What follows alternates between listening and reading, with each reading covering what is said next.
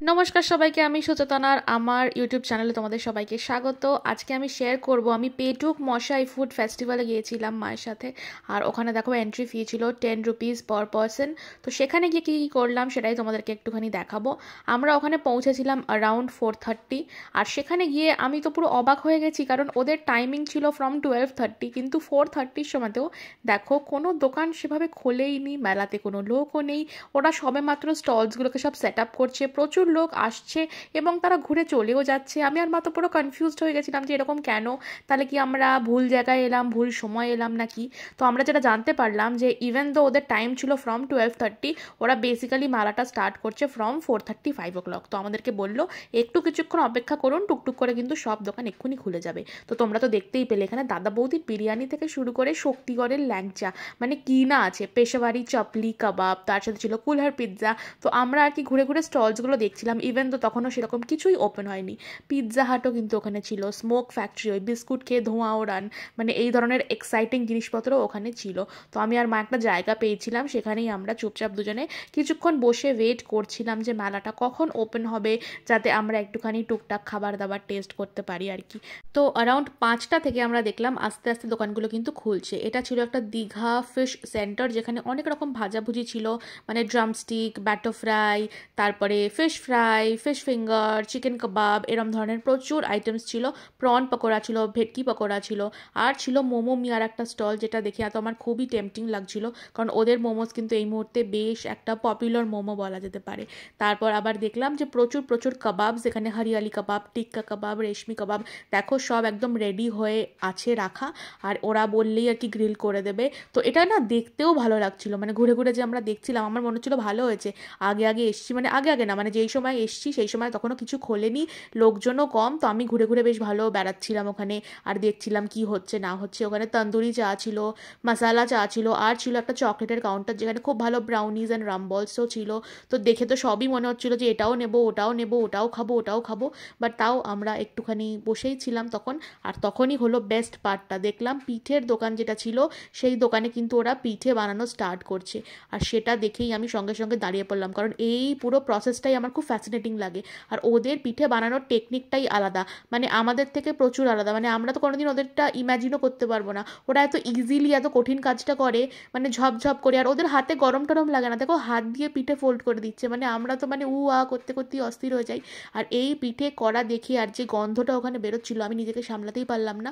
সঙ্গে সঙ্গে আমি একটা গরম গরম নারকেল পাটিসাপটা নিয়ে নিলাম। আর কি যে বলবো, এত এত সুন্দর ছিল ব্যাটারটা, ফিলিংটা, সব কিছু আমার মুখ দেখে বুঝতেই পারছো আমি এত ইমপ্রেসড। আর আমি মনে মনে ভাবছিলাম যে এরম যদি আমি জীবনে বাড়িতে বানাতে পারতাম না, তাহলে তো আমার জীবন ধন্য হয়ে যেত। মানে আমি বানাতে পারি, বাট এরকম কেন পারি না, মানে এত ভালো আমি কবে বানাতে পারবো, বা আদেও কি পারবো।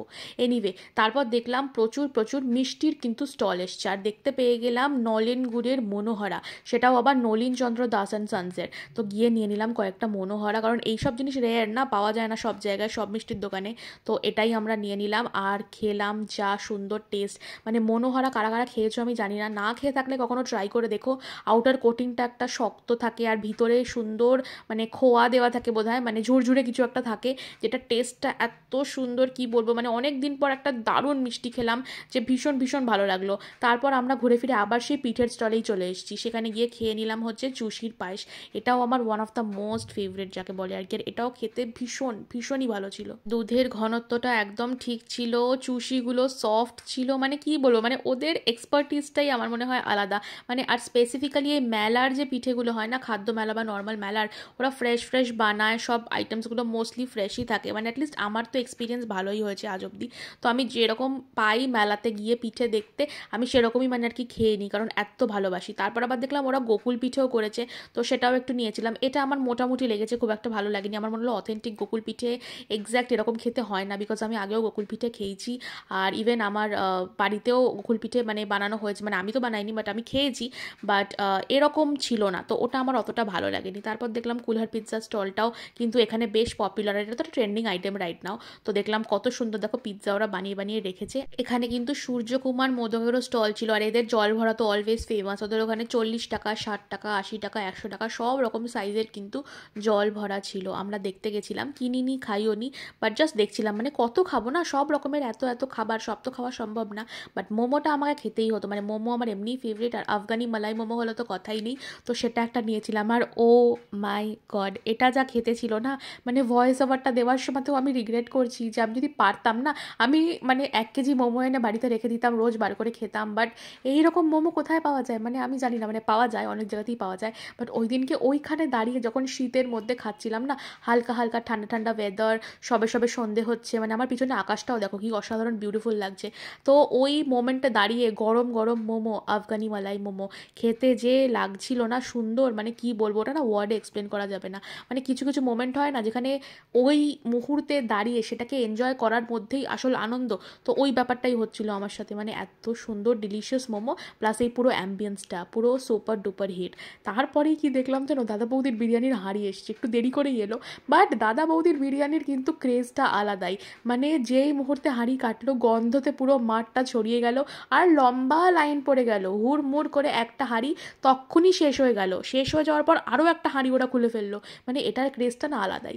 আবার ওখানে দেখলাম যে পপ আপ রোলস এসছে, যেটা একটা নতুন আইটেম, এটা আমরা ট্রাই করিনি, ইচ্ছা ছিল, বাট ওই যে বললাম কত খাবার আর ট্রাই করবো, এত রকমের জিনিসপত্র রয়েছে, সব তো ট্রাই করাও সম্ভব না, তো কিছু জিনিস জাস্ট দেখলাম আর তারপর চলে এলাম। আর এখানে আবার একটা আইসক্রিম কুলফি টাইপেরও ছিল, সেটাও আমি খাইনি, বাট বিরিয়ানির আকর্ষণ আমি ইগনোর করতে পারলাম না, আমি সোজা চলে গেলাম দাদা বৌদির বিরিয়ানির ওখানে।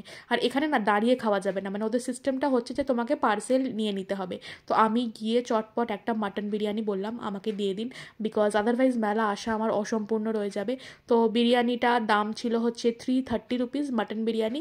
আর মাটনের পিসটা, সবাই বলে দাদা বৌদির বিরিয়ানির মাটনের পিস এত বড় হয়, আমি আগে খেয়েছি, আবারও খেলাম, and I agree to the fact এই রকমই বড় বড় মাটন আর এত ভালো, মানে কি বলবো। তো প্যাকেট নিয়ে বেরিয়ে যাচ্ছিলাম, বাট দেখলাম গো লেবানিজে সুন্দর সুন্দর কিন্তু চিকেন টাংরি কাবাব আর চিকেন বারবিকিউ সব উইংস, এই তাই ব্রেস্ট পিস, লেগ পিসেস সব ওরা তখনই তৈরি করছে গরম গরম, আর অসাধারণ ওখান থেকে সুন্দর একটা গন্ধ আসছে, দেখে পুরো অ্যাট্রাক্টেড হয়ে গিয়ে আমিও দুটো নিয়ে নিলাম 150 টাকায়, দুটো টাংরি কাবাব আর কি। তো ওটাও খেতে খুব খুব ভালো ছিল। মাকে বললাম একটু পোজ দাও তো, কেমন করে তুমি কাবাব খাচ্ছ একটু সবাইকে দেখাও। তো দেখো মাও সুইটলি একটু পোজ দিয়ে দিল, আর আমাকেও দেখো এখানে মাকে বলছি মা একটুখানি খাইয়ে দাও। আর যে চাটনিটা দিয়েছিল না, লঙ্কার চাটনি, এত ঝাল এত স্পাইসি, আর ফ্লেভারটা এতটা ব্যালেন্সড যে কি বলবো, ওটাও খেতে কিন্তু দারুণ লাগছিল। অনেকক্ষণ ঘোরাঘুরি করার পর দেখলাম বেশ ঠান্ডা ঠান্ডা লাগছে, তাই একটা সোয়েটারও পরে নিলাম, কারণ একদম খোলা আকাশের নিচে মেলা, আর ততক্ষণে কিন্তু মেলা পুরো জমে উঠেছে, কারণ বেশ লোকজন এসে গেছে, একদম ভিড় হয়ে গেছে। তাই জন্য আমরাও টপ করে মেলা থেকে বেরিয়ে পড়ে চলে এলাম বাড়ি, কারণ বাড়ি এসে বিরিয়ানি খেতে হবে না, আর সেটা না দেখিয়ে এই ভিডিওটা শেষ করতেই পারবো না। বাড়িতে এসে মা সুন্দর করে বিরিয়ানিটা গরম করে দিল, মানে মা যা গরম করেছে না, ওই হাঁড়ি কাটার সময় যেরকম ধোঁয়া উঠছিল তার থেকেও ভালো মা গরম করে দিয়েছে। আমি তো সবসময় বলি যে মা তুমি যা ভালো গরম করতে পারো না, কি বলবো। তো ওরা আবার সাথে করে স্যালাড দিয়েছিল, বাট গ্রিন চাটনি যেটা আমি শুনেছি দাদা বৌদি দেয়, সেটা তো ওরা প্রোভাইড করেনি, সেটার জন্য একটু দুঃখ আমি পেলাম ঠিকই, বাট এনিওয়ে মাটনটা দেখে সেই দুঃখটা আমার জাস্ট চলে গেল। তোমরা দেখো, আর মা যা গরম করেছে আমি তো ধরতেই পারছিলাম না, বাট তাও তোমাদেরকে মাটনটা দেখাবো না তো হতে পারে না। একটা গোটা বড় আলুও দিয়েছিল, বাট আলুটাকে মাঝখান দিয়ে ভেঙে দিয়েছিল, নয়তো নাকি কৌটোর মধ্যে ধরবে না। এনিওয়ে রাইসের কোয়ান্টিটিও অনেক অনেক অনেক বেশি ছিল, আর মাটনটা এত সফট, মানে এত গরম আমি প্রায় টানতে পারছি না বললেই চলে, তাও তোমাদেরকে দেখাচ্ছি, তোমরা দেখে বুঝতে পারবে, মানে মাটনটা হাত দেওয়ার সাথে সাথে খুলে আসছে। আর এত সুন্দর চর্বিওয়ালা একটা পিস আমার পড়েছিল যে কি বলবো, দেখো হাত দিতে না দিতেই মাটনটা যেন হাতে খুলে চলে আসছে। আর আমি জাস্ট ভাবছিলাম তখন, প্লাস এখনও ভয়েস ওভার দেওয়ার সময় আমি এটাই ভাবছি যে দাদা বৌদি বিরিয়ানি কেন আমার বাড়ির কাছে নেই। বাট তারপর আবার ভাবলাম যে ঠিক আছে, না থাকাই বোধহয় ভালো, কারণ থাকলে তো আমি রোজ গিয়ে বোধহয় কিনে আনতাম আর খেয়ে ফেলতাম। তো ঠিক আছে, মাঝে মাঝে যখন যেখানে পাবো সেখান থেকেই না হয় একটুখানি খেয়ে নেবো। তো সেই দিনটা তো আমার জমিয়ে কাটলো, জমিয়ে খেলাম, কত কিছু খেলাম মোস্ট অফ অল। তো দেখো তোমাদের সাথে শেয়ার করি কিছু ছবি আজকের দিনের, আমার আর মায়ের ছবিও শেয়ার করলাম, আমার ছবিও শেয়ার করলাম, আর খাবারের ছবিও শেয়ার করলাম। তোমাদের এই ভিডিওটা ভালো লাগলে একটা লাইক করে দিও, শেয়ার করে দিও, সাবস্ক্রাইব করে দিও আমার চ্যানেলটাকে। আবার দেখা হবে অন্য কোনো ভিডিওতে খুব তাড়াতাড়ি। Tata, bye bye.